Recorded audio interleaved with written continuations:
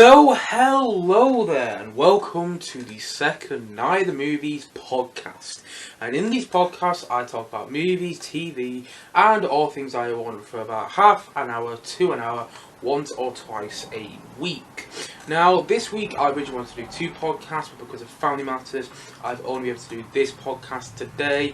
Plus, the podcast will be a bit short as well, because I've got other things I want to do today. So, it's going to be a short podcast, but nevertheless, I am doing one. And you'll also notice today, if you're watching this on YouTube, or even if you listen to the podcast, if you listen to this only by audio, that I am by myself. Lewis is unfortunately away today. He's busy, but he'll be back on the podcast in the near distant future and on the channel in the near distant future if you're watching this on YouTube. But yeah, he's busy today, so I'm flying solo, and today I'm talking about like movie and TV news which has been going on in the past week or so. I'm also doing my review of the new Game of Thrones prequel, House of the Dragon, whilst at the same time though talking more about Rings of Power, and also I'm talking a bit about the new Spider-Man No Way Home cut, which has been released as of today, as I'm doing this podcast. I'm doing this podcast right now on the 26th of August, which is a Friday, and I think it's actually going to come out tomorrow on the 27th of August, a week after the first podcast was released, and that'll be a Saturday. So yeah, as of today, the new Spider-Man cut has been released for the latest Spider-Man movie. I'm going to be talking a bit about that, but I'm also going to be talking about new and upcoming films coming out for the rest of the year. So that's coming out some like next week, which some films I'll be talking about are even coming out today, which I'm just not watching because I'm a bit busy today, but I'm going to go and check out sometime next week. And some other films, some high staple movies, which I'll be definitely checking out in the rest of the year. And also, I should say, by the way, if you're listening to the podcast on Spotify, then you can also watch me on YouTube. And a lot of people, by the way, who are watching this on YouTube, hello there, because I'm actually looking at the camera for people who are listening on Spotify. And my YouTube channel, by the way, if you are listening to Spotify, if you are listening to this in podcast form, it's Night of the Movies, it's the same name as the podcast. And also, if you are watching it on YouTube, then you can also listen to the podcast. If you can't watch the full podcast on YouTube, but you have time to listen to it in the car or something, then you can listen to it on Spotify with the same name. The podcast is the exact same name, Night After the Movies. And also, by the way, you might notice that if you watch on YouTube, and also some slight context with people who might listen to it on Spotify, I'm in a different room than it was last time. Me and Lewis were basically in a different room in my house, but that room is a bit busy right now, I should just say that. There's a lot of stuff in that room which needs to be cleared up, so I'm doing this actually in my bedroom, which is where I record most of my film reviews and TV reviews and whatnot, and quite a lot of my YouTube videos just in general.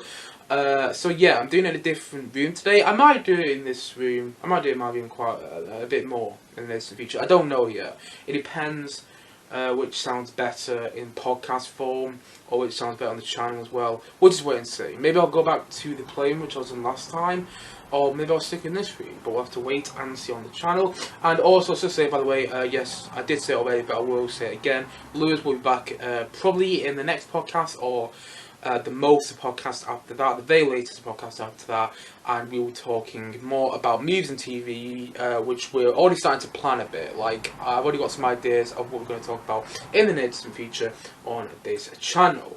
And by the way, if you are listening to this podcast on Spotify, thank you so much for listening. Thank you so much for listening, because we haven't actually had much listeners yet. I don't think we didn't have much listeners on the first podcast nonetheless. So thank you so much if you are listening to it. Sorry, if you are watching this on Spotify, man alive.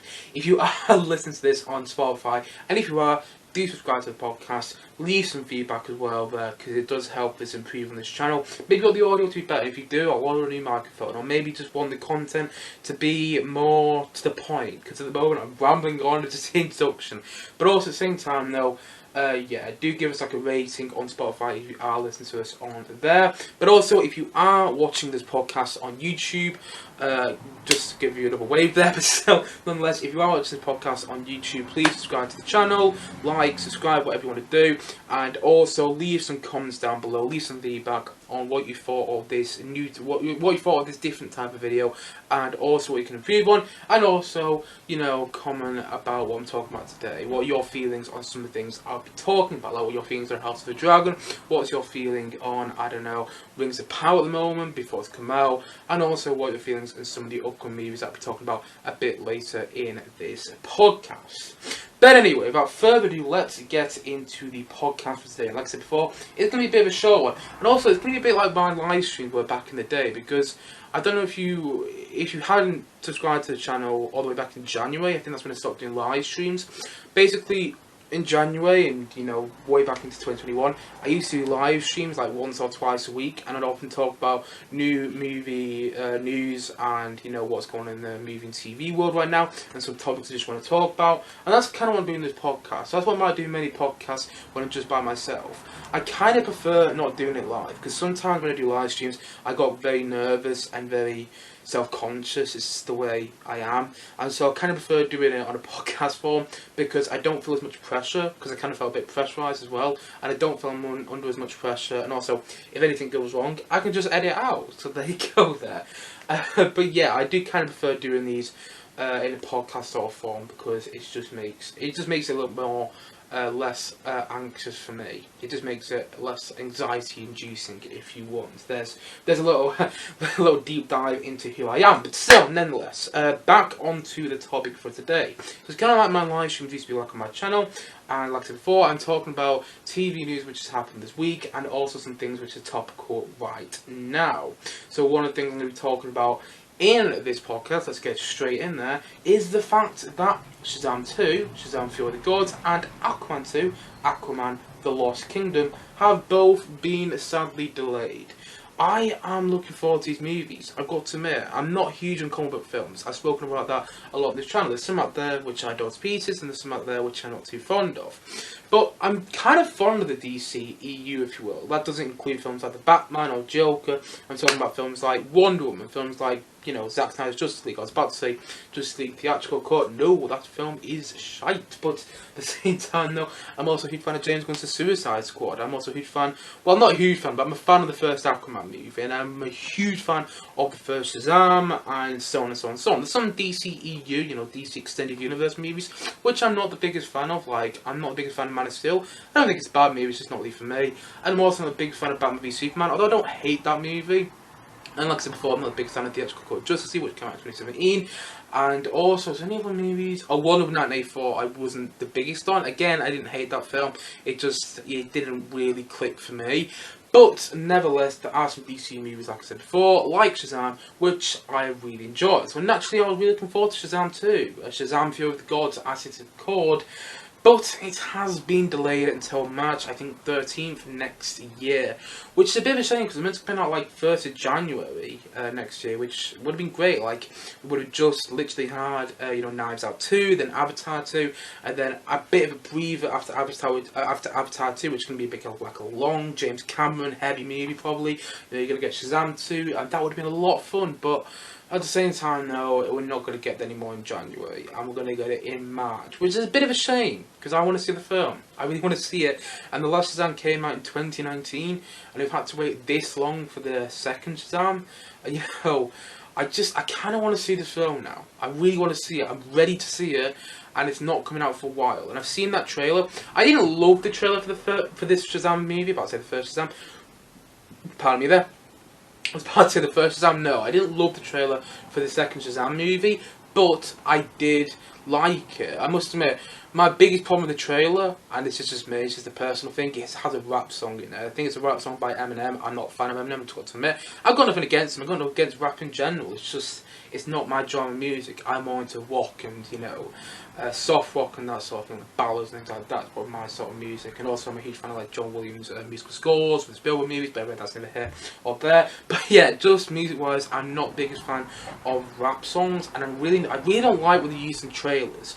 But at the same time though, I did still like the trailer for Shazam 2, aka Shazam Fury of the Gods, which I think says a lot, because a rap song is used in the trailer, and normally that really infuriates me.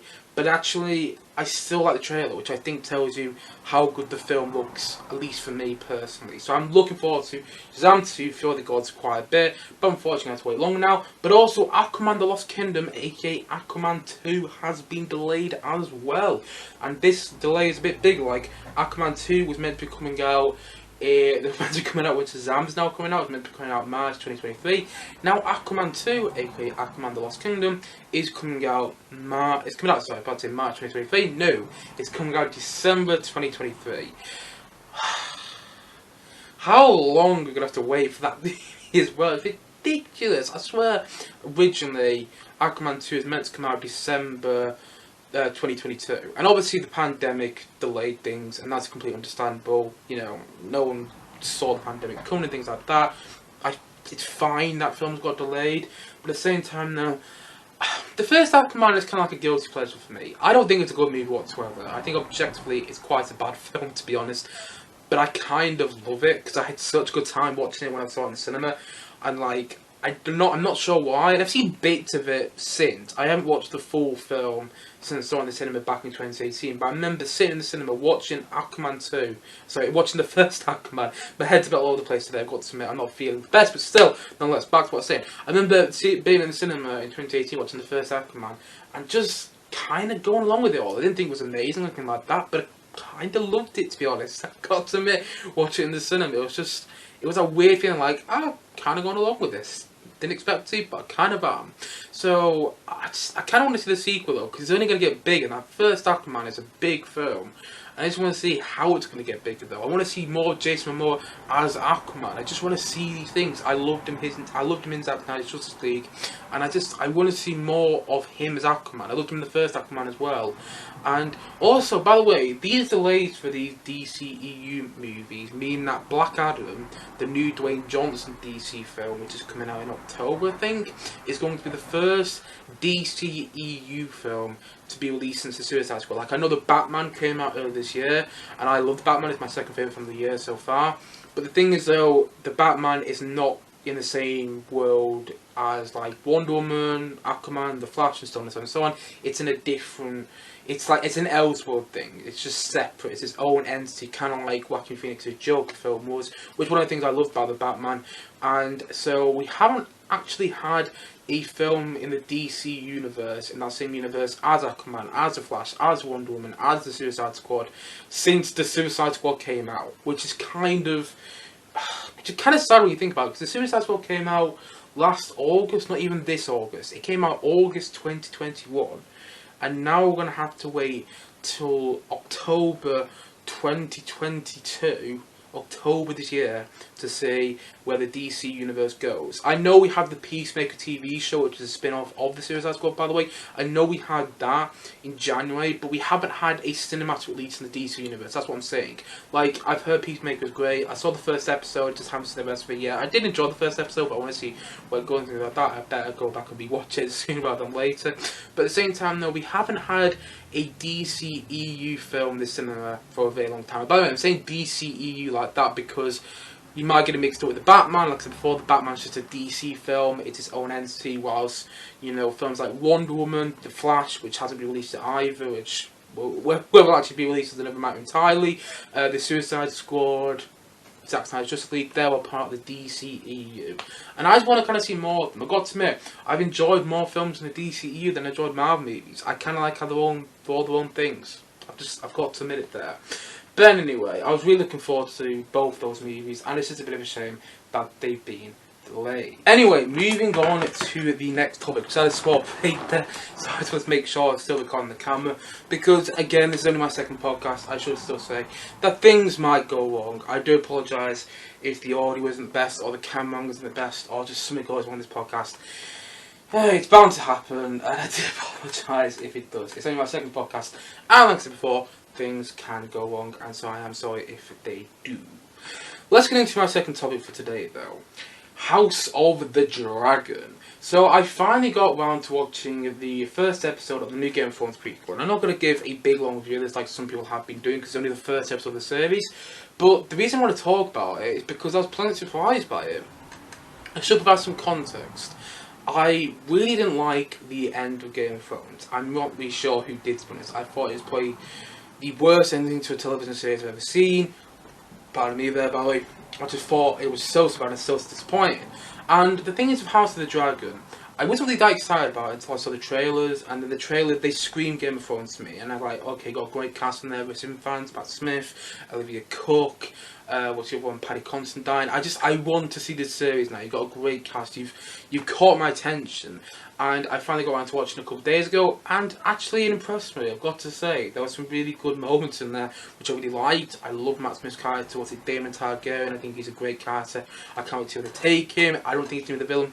I think he's going to be the anti-hero. I think he's going to be the Jamie Lannister of the series. I think you're going to have a character back, which really surprised us. I mean, I'm only getting out the first episode. We could watch the second episode, and I might be completely wrong. But just when I've seen the first episode, I really liked what I saw with him. Also, I like the fact that it still felt like a Game of Thrones, or like it still felt part of the Game of Thrones world. That's what I'm trying to say. It still felt part of the Game of Thrones world. Like, you saw the explicit content there, you saw the sex, you saw the violence, you saw the brutal violence, you saw the gore, and you saw all the people, you know, talk about each other behind each other's backs. You saw them conniving and trying to do one over one another. And it felt like Game of Thrones to me. It felt like what good Game of Thrones used to feel like. You know, I really missed that in Game of Thrones Season 8. The writing just didn't feel the same to me, but like, oh god, when I was watching House of the Dragon, it felt like they knew what they were doing, and it felt like they put so much time and effort into the show. The writing was there, and I really liked it. I really liked the first episode, and fingers crossed the series carries on with this quality of writing. It carries on being as good, because I just want to see more of it, to be honest. I want to see more of this story. I want to see where it goes. I want to see more performances. I want to see more of these characters. Yeah, I'm really excited from what I've seen so far. And so fingers crossed House of the Dragon stays as good as it's been so far. We've only seen one episode. It might be absolutely terrible the next episode. And the next episode of House of the Dragon might be literally the worst piece of TV I've ever seen in my life. But for now, it's great. And as for my one complaint with the episode, it's just CGI. I've got to admit, the CGI in the dragons was a bit ropey in my opinion. But yeah, it is what it is. When you're dealing with CGI dragons in a series, yeah, you're gonna have some complaints there because it's a series. But anyway, I still liked it for the most part. I really liked it. The CGI was not a big issue whatsoever. And yeah, I was a big fan of the first episode of House of the Dragon. And that's brings me into my next topic, which is the Rings of Power. Lord of the Rings, Rings of Power. Now, I released a video earlier this week talking about my resisted excitement for this new show. And literally the day I published the video, I think, a new trailer came out for the show. A new trailer came out for the Rings of Power, the new Lord of the Rings show, which is being produced as well by Prime Video, Amazon Prime. And I am excited to see the show, I am. But that new trailer which came out, the quote-unquote final trailer for Lord of the Rings of Power, is one of the worst trailers I've seen ever. The thing is, the visuals and the way it looked was fine. It was just a song choice. You know, when you've got a trailer, you have to have some rolling score in the background, or just have a good song choice. And they had such a poor song choice in the trailer that it kind of deflated my excitement. However, as literally the day after I did that video, some things came up online. And apparently, some people have already seen Lord of the Rings of Power. They've seen the first 3 episodes, I think, and they're saying it's pretty damn good. Let's hear what some of the early reactions are saying. Somebody says here, I've seen Rings of Power. I'm reading this off of Variety, by the way. Somebody said here, I've seen Rings of Power, and I can say for certain that you're in for a treat. Big, bold, and beautiful to behold. TBD, if it will sit alongside Jackson Films or deserve Tolkien's name, to be determined. That's what TBD meant. But for now, it's all the maximalist pizzazz one might expect from a historically expensive production. Another person says here, okay, so the first 2 episodes of Lord of the Rings, Rings of Power are a spectacular sight to behold. The scale, scope, ambition and grandiosity is unrivaled on TV. It also has the laborious, I might be saying that word wrong, I do apologise if I am, task of introducing so much necessary world building that it takes a bit to set flight. Rings of Power. This is another review here, another quick reaction on Twitter that I'm being off Variety. Rings of Power is a cinematic experience. In a perfect world where you would watch it on the big screen, it's pure Tolkien and yet feels very connected to Peter Jackson movies. The effects are brilliant, the acting is superb, and the prologue itself will destroy any awful feeling you had. That's exciting because I have some awful feelings going to the show right now. I'm a bit worried, I'm not going to lie, but anyway. Going back onto the comments, I've seen the first episodes. Okay, it's the first two episodes that have been screened. I've seen the first two episodes of Lord of the Rings: Rings of Power, and they're a total joy. Watching it feels like stepping back into Middle Earth. I cannot wait to see how the story goes. That's great because the trailers haven't looked like that to me, and you know that's a bit of a shame there. But let's read some new ones. Having seen the first three episodes of Rings of Power, I have to admit I was surprised how much I liked it. The lush and expansive series very much breathes new life into the franchise, and it's a show that I think people will enjoy once they allow themselves to be sucked into it. Let's see what some other comments are saying. I'm going to read them all because get really excited now. I watched the first two episodes of Lord of the Rings: Rings of Power. It's grand, bold and ambitious, and I absolutely loved it. The shots of Middle Earth were stunning, and I wish everyone could see it on the big screen. So do I as well. I know it's released in some select theatres before it comes out, some like cinemas, but yeah, I kind of wish I get to see it on the big screen. Fingers crossed they will release it when some of the late series, because it's going to be a multiple season show from what I've heard, get released. Here's what some other early reactions are saying. I've seen the first episode of The Lord of the Rings: Rings of Power. It is stunningly gorgeous to look at, and the score is beautiful. That's great, because the score is an important part of the Lord of the Rings movies and Hobbit movies. It also takes a while to get going, and there's a lot going on. But for fans of the movies, it will take you right back a point once it's rolling. And I'm a fan of the movies. I've never read a Tolkien book in my life. Got to admit that. I have no connection to the source material. But as a fan of the movies, that review got me excited. That little first reaction, one of the first reactions anyway, got me really excited. And like before, the fact the score is great is really important.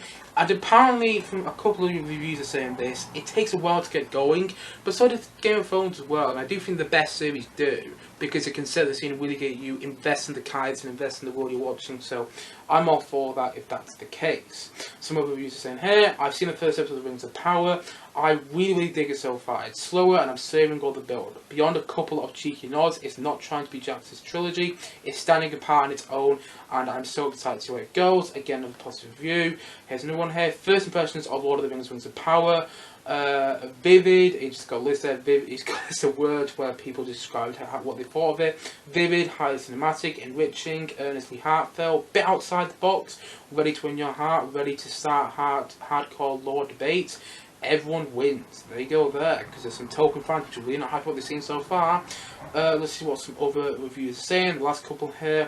Melon, I have seen the first two episodes of Lord of the Rings: Rings of Power, the series, and it's overwhelming and shiny, and all I want to do is pour over our maps and climb trees and read poems and talk about my theories. I have theories while eating berries. So there you go there. Very Hobbit-esque.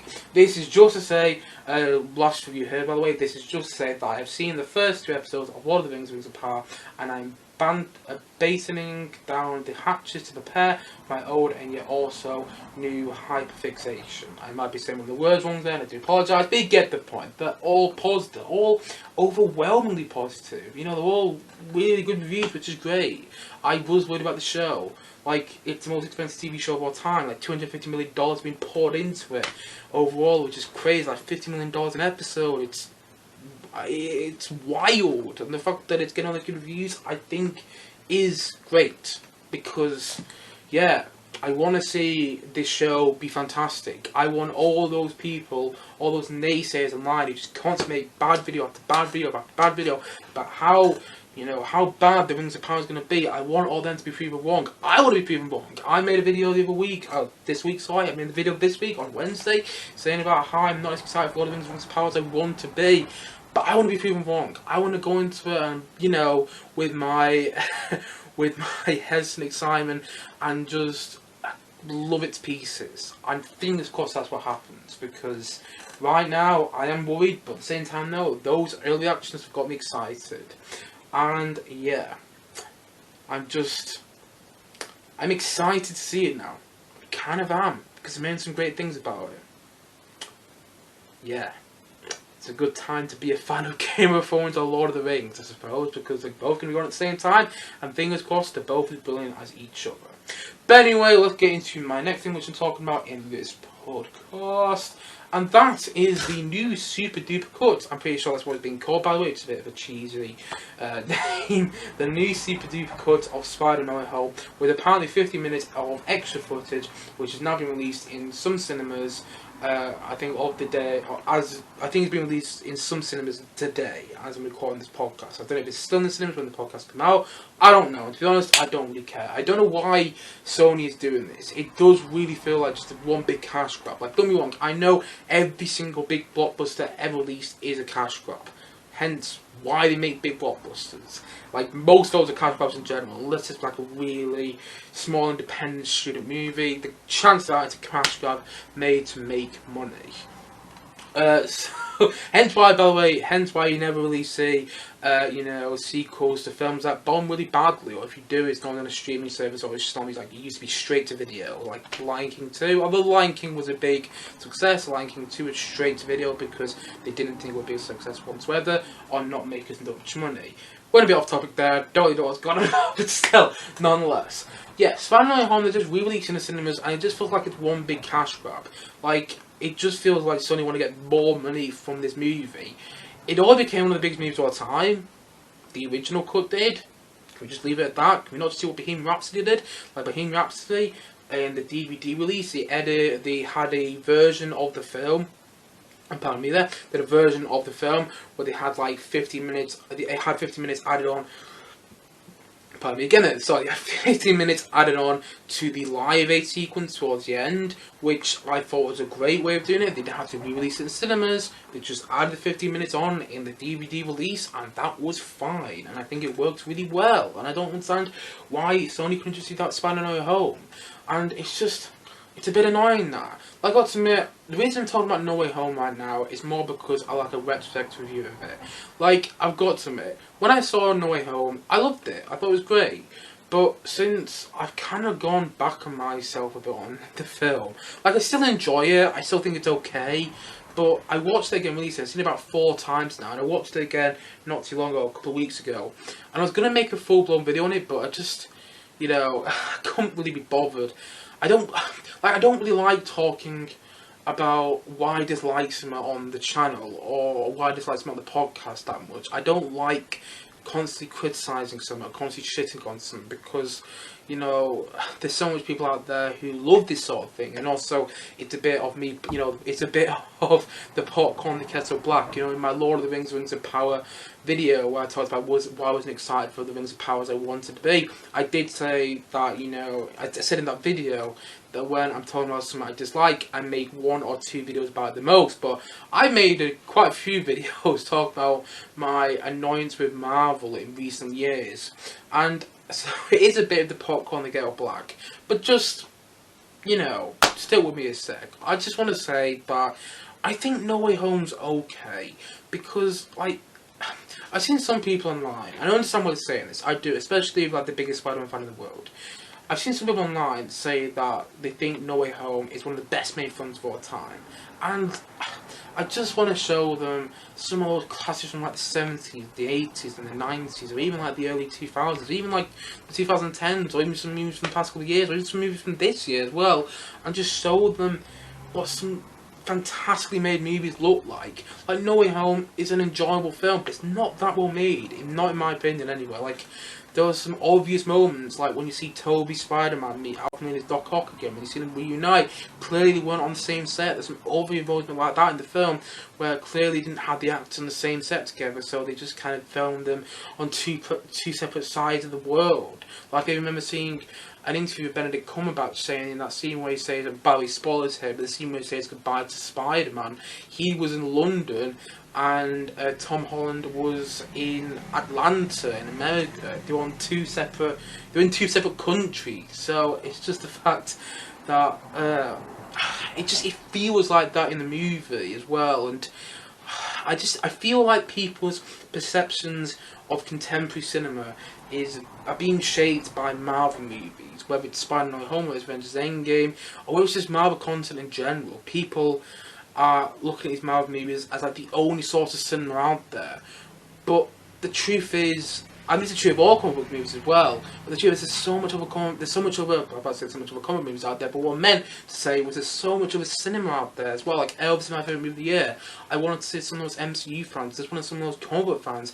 Go and just look at Elvis. Look how well that film is made. Go and look at something like The Northman, something like I don't know, Everything Everywhere All at Once. Go and check those films out and just see what an amazingly made film looks like. Because I don't think Spider-Man No Way Home is that well made, and I think some of the people saying it's one of the best films of all time need to watch more movies. That's what I'm trying to say there.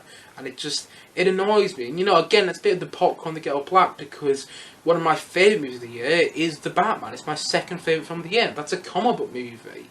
But at the same time, though, when I watch that film, it doesn't feel like a comic book movie. And I think that The Batman is an imply made, is so much more well made than No Way Home.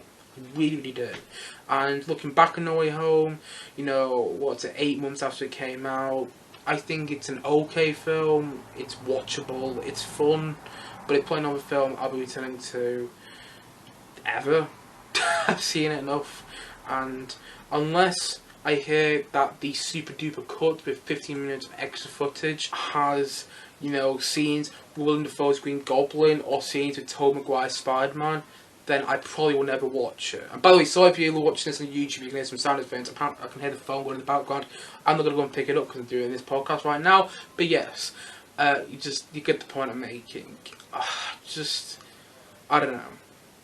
No Way Home isn't the same film it was for me all the way back at Christmas. I feel it's been overhyped and I think like it's overrated, and I feel that there's better films out there, to be honest. But heck, that's just me.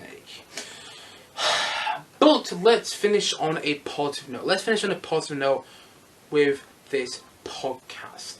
And let's talk about films which are upcoming in the next couple of weeks and in the next couple of months for the rest of the year. Let's talk about films which are yet to come out. So, one of the films that are yet to come out in the next couple of weeks is Beast, the new Idris Elba film, which, going to be honest, I'm kind of looking forward to. I've heard some decent things about it. I'm not going into expecting it to be a masterpiece. It actually comes out today as I'm recording this video, as I'm recording this podcast.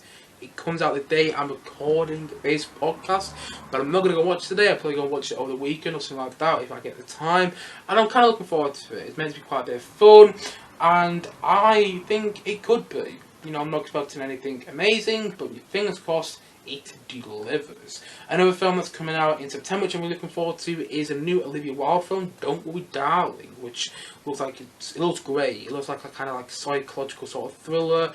It looks like it was, you know, made in the 60s or in the 70s, and it's got a really interesting feel to it just in the trailers. Florence Pugh is great in it. So does Harry Styles as well. Chris Pine's in it, Gemma Chan's in it, Olivia Wilde's in it herself, she's directing it. It looks like it could be brilliant, and fingers crossed it is. And I'm going to go and check out Olivia Wilde's other movie, Booksmart. I haven't seen it, but I'm going to go and check it out before I see Don't Worry Darling, because, yeah, I've heard some really good things about her directing, and fingers crossed she delivers with her second directional feature as well.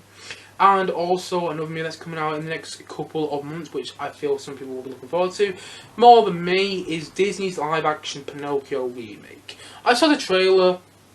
It looks fun. I don't know what to say about it, really. Tom Hanks is in it, which looks like probably most looks like the best part of it, to be honest. It's being directed by Robert Zemeckis, which, you know, is it Robert Zemeckis or Robert Zemeckis? It's one of the two. I think it's Robert Zemeckis.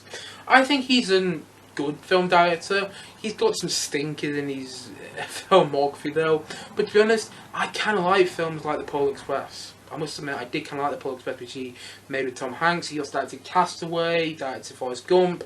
Forrest Gump, I always feel a bit weird watching just because of the main character. It's just like the fact that they have Tom Hanks playing, I think he wasn't an autistic character. I was a bit weird about that. I think when it gets Tom Hanks, I think there's a great performance in that film. It's a bit weird watching him do that. I don't know. It just doesn't always work for me. But at the same time, though, Robert Zemeckis also likes Back to the Future 1, 2, and 3, and I don't care what anyone says. I think the second two Back to the Future movies are enjoyable. But at the same time, though, I can't think of many, you know, films recently that Robert Zemeckis has directed and that actually turned out pretty good. So, yeah, Fingers crossed it's great. Fingers crossed one of the better live-action Disney remakes. I kind of enjoyed the 2016 remake of Jungle Book. That's by Jon Favreau. And I didn't mind Aladdin, but I didn't really like it that much either, so I don't know. I'm hoping it's great, but I don't know if it will be. But we'll have to wait and see when it comes out. Also, at the same time, though, The Woman King, starring John Boyega, and what's her name now? I completely forgot her name. It slipped my mind. It's gonna get it up here. Where is it? Where is it? The Woman King. Show me her name. Viola Davis. That's it. Viola Davis. And also it's got Lashana Lynch in there. Who played the new 007 in No Time to Die. It looks like it could be a great movie. I saw the trailer literally just before I did this podcast today. It looks visually gorgeous, the movie does, and it looks like it's got a lot of fight sequences in there. It looks like it could be an Oscar contender as well, because bear in mind, we're getting into Oscar season. You know, one thing I didn't mention about Don't Worry Darling, which was the fact that that looks like an Oscar contender as well. And also we have the new Marilyn Monroe biopic, which is being released by Netflix, Blonde, which is going to star Anna de Armas in there. I think Adrian Brody's in the film as well. That looks like it could be an Oscar contender. That looks like it could be great. Also, Halloween Ends, the quote-unquote final movie in the Halloween franchise. I don't think it will, by the way. I can see them doing another movie like Halloween Born or Halloween Legacy in the next couple of years. But apparently, it's the last film in the Halloween franchise. I think it's the last film that Jamie Lee Curtis is going to be doing in the Halloween franchise, because I've heard she's in a lot of the Halloween movies. Must admit, never seen a Halloween film. I'm going to try to watch more before the new one comes out. But it's worth putting on people's radars, because if you listen to this podcast, if you watch it on YouTube, you might be interested in the Halloween franchise, but you might be interested in Halloween Ends, which I think is coming out in October. I'm guessing around Halloween. Just a wild guess there, but still nonetheless. Also coming out in the next couple of months is Black Adam, the new Dwayne Johnson DC Superman movie. The next movie post the Suicide Squad. The only DCEU film post Suicide Squad. The first DC film post Suicide Squad to come out. So it's just kind of incredible when you think about it. I don't think the trailers are all that great for Black Adam, but apparently, according to Warner Brothers, they think it's a good movie. You know, they didn't cancel it like they did with Batgirl, so I'm hearing it's meant to be quite good. I'm also hearing some rumours that Henry Cavill's apparently in it. Again, those are just rumours, I'll take them with a grain of salt. But, you know, fingers crossed it's a good movie. Fingers crossed it is. And I have more excitement for it than, to be honest, yeah, I probably do. I have more excitement for it than the other film that I'm going to talk about in a sec, which is the Overcomer movie coming out in the next half of the year, which is Black Panther Wakanda Forever. The trailer for Black Panther Wakanda Forever looks promising. However, I do think that Marvel is just kind of deteriorating right now. I don't think they've done any good movies, and I don't think they've really done that much good stuff in a long while. And I don't really see Black Panther Wakanda Forever being any different. Like, the trailer looks great, visually looks gorgeous, the performance is a lot phenomenal, but at the same time though, I just can't see a version of, I just can't see this film not being messy, if you get what I mean. I just can't see it not being messy, and not being over convoluted, and not being just one huge mess as well. It's one huge mishmash, that's what I'm trying to say. One huge mishmash, kind of like Eternals was. I don't want it to be, and that trailer looks great. It's a great trailer, but I'd be lying if I said I'm really, really looking forward to it, because I don't know. And also, I know it's going to be an emotional movie as well, and I understand it's going to be an emotional movie. Obviously, it's very sad that Chadwick Boseman has now passed away, and so it's definitely going to be an emotional film. And to be honest, I don't do well with emotional movies. I find them very difficult to watch, and if Black Panther Wakanda Forever is an emotional film, then I don't know how it worked for me. But still, nonetheless, I hope it's brilliant. Other movies that are coming out in the rest of the year, which you might want to put on your radar, includes David O. Russell's new film Amsterdam, which has got a phenomenal cast. Go and check out the trailer. It's got people like Mark Robbie in there, John David Washington, Christian Bale, apparently Taylor Swift's in it. I'm pretty sure Chris Rock's in it. What if he gets slapped? Oh, sorry, had to say that there. Just I wanted to get a little joking, but still, nonetheless, you know, it's got a phenomenal cast in there, and I think Mike Myers in it as well. Oh, it's got a great cast, and just Robert De Niro's in it as well. That's all. Robert De Niro is in quite a lot of David O. Russell films. If you don't know who David O. Russell is as a director, he directed Civil Lines Playbook, which is a great film in my opinion, a wonderful movie. He directed Joy, which I liked. It was okay. And also he directed American Hustle, which I haven't seen, but he directed The Fighter as well, Matt Wahlberg and Christian Bale. So it's a Christian Bale a lot, but I remember really liking The Fighter. And I'm looking forward to seeing David O. Russell's new film, Amsterdam, coming out later this year. But apparently as well, we have a new Steven Spielberg film coming out later this year as well, The Fabelmans. Now there hasn't been any word on this, whether it's actually coming out this year, whether it's been delayed. But apparently it's coming out this year, and it's all about Spielberg's earlier life. And it has people like Michelle Williams in there. I think it's also got Paul Dano in there. I think it has Seth Rogen in there. I think Seth Rogen may be playing Spielberg's fun uncle, which is kind of funny when you think about it. It's kind of perfect casting. I think Paul Dano's been playing his father, Michelle Williams been playing his mother. I'm looking forward to that movie, just simply because it's Spielberg, and I think John Williams is scoring as well. And I think David Lynch is meant to be in it as well, which is kind of crazy, but like, I haven't heard that much about it. But if it's coming out like November, it's completely understandable if a trailer literally gets released in September or in October.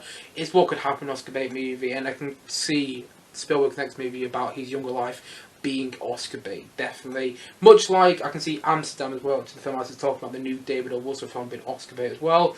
But also we have the new Damien Chazelle film, Babylon, coming out, by Brad Pitt in there, Mark Wahlberg, Tobey Maguire's in it, I think, as well. If you don't know who Damien Chazelle is, he dies in the film. He made Whiplash, which is one of my favourite films of all time. He made La La Land, which I love to pieces, and he also made First Man in 2018 with Ryan Gosling and Claire Foy, which I really liked. He's a great director. Can't wait to see his new film as well, because from the sounds of it, I've heard some reports that apparently it's a really, really good film, and again, coming over Oscar bait movie. Apparently it's saying like the Roaring Twenties. I want to see that movie. I want to see it quite a lot. Like, Damien Chazelle is one of my favourite filmmakers right now, and so yeah, I want to see what else he does. And fingers crossed, his next movie, Babylon, which I think comes out later this year, is just as good as his previous movies as well. Also, coming out this year as well, which might want to put on people's radars. It's not really on my radar that much because I saw the trailer for when I went to watch Minions 2. Is Puss in Boots 2 The Last Wish. It might be brilliant because it's Puss in Boots, and I really like the character in the Shrek films, although I haven't seen the first Puss in Boots movie, but I really like the character in the Shrek movies. I really do, to be honest. I'm just thinking about it now, it makes me laugh a bit. But I did see the trailer when I went to go and see Minions The Rise of Gru, and I didn't think the trailer looked that good. I thought the animation looked a bit off, but, you know, I didn't think Minions 2 looked that good, to be honest. Actually, that's a lie. I thought Minions 2 looked great. But I didn't think, you know, DC League of Super Pets looked that good, and apparently it's meant to be great. I haven't actually seen DC League of Super Pets yet, but you get the point I'm making. It might turn out to be brilliant, and if I check it out, I will do my review on this channel, and I'll maybe talk about it on the podcast as well. But, yeah, Puss in Boots 2. I must admit, I'm not that excited for it, but I can understand why someone else would be. Another movie which is definitely on my radar though, which is coming later in the year, which I think got released the other day, got some first images from it as well, and it's coming out December 23rd on Netflix, and I think they're trying to get a cinematic release for it as well, is Rian Johnson's Glass Onion, a Knives Out murder mystery, aka Knives Out 2. The first Knives Out is a wonderful film in my opinion. I enjoyed it so much. It was really, really good and really clever, and I enjoyed it far more the second time. The first time I couldn't get over Daniel Craig's Kentucky accent, but the second time I was like, you know what, I'm going along with it now, and I'm kind of looking forward to seeing more of Daniel Craig's Benoit Blanc, I think it's something like that, I think that's his name, I think that's the character's name, and I'm looking forward to seeing him do more of his Kentucky accent. I think it's going to be great. I really do. It's got a great cast in there. Netflix has got this amazing deal with Rian Johnson and Daniel Craig to make more Knives Out films as well, so this won't be the last one. The cast includes people like Edward Norton, Dave Bautista, Kate Hudson, Catherine Hahn, who's great in WandaVision, also great in Parks and Recreation. Also, who else is in there? There's another famous person there. Just Ethan Hawke's been screened as well. So yeah, I'm looking forward to it quite a lot. And fingers crossed, great. Fingers crossed it gets a cinematic release as well, because there's been a bit of a dispute right now whether it'll actually get a theatrical release and whether Netflix will allow it to, whether Cinema Change will actually show it. But hopefully it does. But if not, I'll still check it out on Netflix. And yeah, I can see that winning some Oscars as well. Like, I can see Knives Out 2 being an Oscar contender for like Rian Johnson, Daniel Craig, everybody like that. Although you might hear my laptop going off there because I just got a notification on my laptop, so I just apologise about the sound interference once again. But still, nonetheless, so I think One of the movies I'm more excited about for the rest of the year as well is Guillermo del Toro's Pinocchio. So there's two Pinocchio remakes coming out. One is coming from Netflix, which is the new Guillermo del Toro version, which I'm more excited about. The one is coming from Disney, that's a live-action remake with Tom Hanks, with Robert Zemeckis directing. I must admit, I'm more excited for the Guillermo del Toro version now, because it's Guillermo del Toro, and I think his latest film, Nightmare Alley, was amazing, and I think he's a great director. Films like Pan's Labyrinth. I think that what's the one who did with Tom Hiddleston? Oh, Crimson Peak. That was it. Crimson Peak. I thought that was great. I liked Pacific Rim, and so I'm looking forward to seeing more of his films in the future. And I'm more excited for the Guillermo del Toro remake of Pinocchio, just simply because of Guillermo del Toro, and it's got a great voice cast in there. The animation looks really good in my opinion as well. And I can even see this one being Oscar bait. I can see this one being Oscar bait simply because Guillermo del Toro. And I'm not saying that, all movies coming out for the rest of the year have to be Oscar bait. I've said that quite a lot. I'm not saying they all have to be up for Oscars. But at the same time, no, we are getting to the Oscar season now. And I'm very excited about that, because that's when you get some, that's when you get some bangers for the rest of the year. And to be honest, some of the best movies for the rest of the year, I bet I even talked about. These are just ones that will come in, which I'm looking forward to. But I bet my next favourite film for the rest of the year is a film that I didn't even know about yet, which I'm really excited about. I didn't even know about the fans of the opening until 2 weeks before I saw it, and then it ended up being my fourth favourite film of the year. So there you go there. But also, the other movie, which of course coming out the rest of the year, which I'm really looking forward to, is Avatar 2. I'm not a big fan of the first Avatar, but at the same time, no, never bet against James Cameron. James Cameron is a phenomenal filmmaker with films like the first Terminator, Terminator 2, Judgment Day, Aliens, the Alien sequel, Titanic, the first Avatar, True Lies, which I haven't seen yet, but it's meant to be a great action movie. He's a great filmmaker. From what I've heard, he hasn't made a bad movie, at least what I've seen as well, he hasn't made a bad movie. Again, I haven't seen True Lies yet, but I'm going to check it out probably today. That's why I mentioned it. I actually kind of had it in my mind I was going to check out True Lies today, so there you go. But still, nonetheless, I'm looking forward to Avatar 2 though, just simply because it's James Cameron. I want to see what he's been working on for so long. The last Avatar came out in 2009, and the sequel now coming out in 2022. It's been something like 14 years or something like that since, we saw the last Avatar film. What's he been cooking up for so long? I kind of want to see it. And also, I think the trailer was great, to be honest. I didn't think it looked great when I first saw it, and then I saw it in the cinema oh wow. Yeah, so I'm actually kind of looking forward to Avatar 2. And I don't really know why, because I don't think the first one's that great, but I can imagine the second one being really good. And fingers crossed it is. And so those are the films you should be looking out for the rest of the year. But like I said before, the best movies come out for the rest of the year, probably you don't even know about yet. So that's the beauty of movies. And especially when they're coming out weekly, just often I'll go to the cinema and I'll see a movie I don't expect to be brilliant, and it turns out to be absolutely fantastic. And that's kind of what happened with Elvis, and Elvis is my favourite from the year, and fingers crossed I have that same sort of experience with a new film in the next couple of weeks, or in the next couple of months even. But anyway, that is the end of the podcast for today. So it's a bit all over the place, by the way, because my head's a bit all over the place, to be honest. I'm feeling very tired today.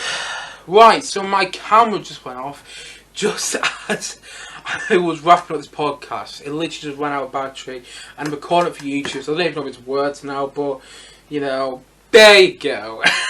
Bit annoying there, but still, nonetheless, what I was just saying was, I don't know how well this podcast has worked today, because I'm a bit off because I haven't felt that well, but still, overall, thank you as always for watching. Like I said before, if you haven't yet, please do go and check out this podcast on Spotify, leave a rating, leave some feedback, subscribe to the podcast, and also, if you're watching this on YouTube, please like and subscribe down below, leave some comments on what you thought of this podcast today. I don't even know if it's come out on YouTube, to be honest, but still, nonetheless, thank you as always for watching, and see you guys again soon. Oh god, it's so annoying about the camera. It literally ran out of battery right as I was rounding up.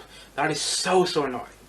But anyway guys, see you all again soon, and look forward to many more podcasts coming very soon on this channel, and also on Spotify on this account in the next couple of weeks.